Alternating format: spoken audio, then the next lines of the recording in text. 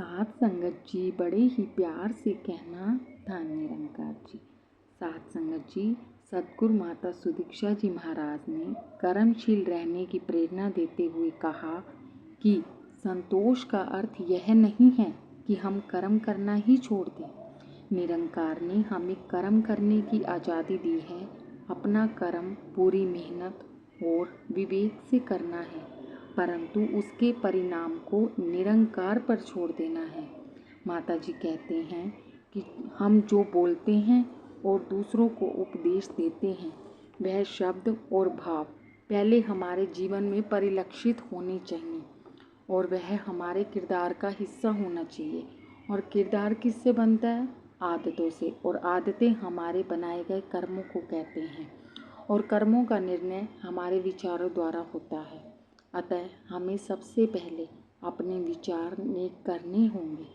अपने विचारों का आधार परमात्मा को बनाकर सबके भले के लिए सोच रखनी होगी, तभी हमारे कर्म और फिर हमारा किरदार भी सुंदर बनेगा। आपने कहा कि एक बार आप एक गीत सुन रहे थे जिसमें कहा था कि जो भी होता है वह ठीक होता है। साध संगत जी, अगर जो भी होता है वह ठीक होता है तो फिर मन क्यों उदास हो जाता है? अगर जो भी होता है उस निरंकार की मर्जी हम मान लेते हैं तो फिर मन क्यों उदास हो जाता है? यदि हमारी चाहत के अनुसार कुछ नहीं होता तब मन क्यों बेचैन हो जाता है? क्योंकि हम उसमें परमात्मा की रजा को नहीं देख रहे होते।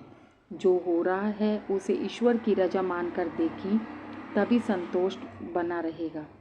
हमें यह ब्रह्म ज्ञान भ्रमों और विकारों से निजात प्राप्त करने के लिए प्रदान किया गया है।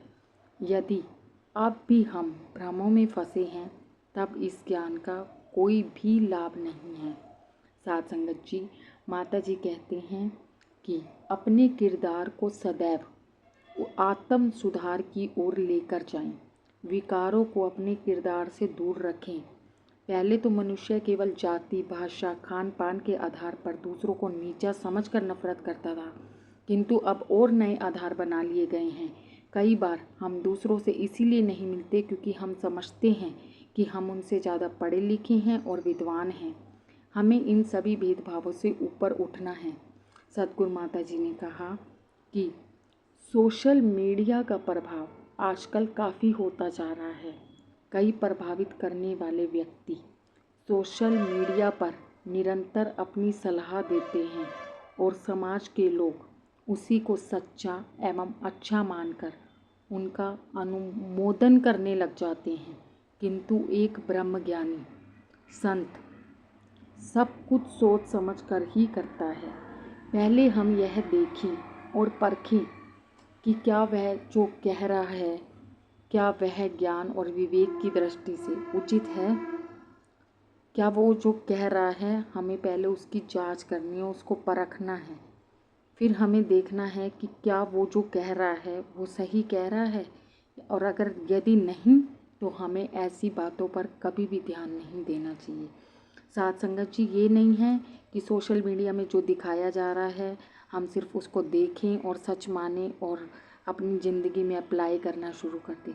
हमें पहले उसकी जांच परख करनी है और उसके बाद यदि वो सही है तो बात अलग है, नहीं है तो हमें उसकी बातों पर ध्यान नहीं देना। साध संगत जी, धन्य निरंकार।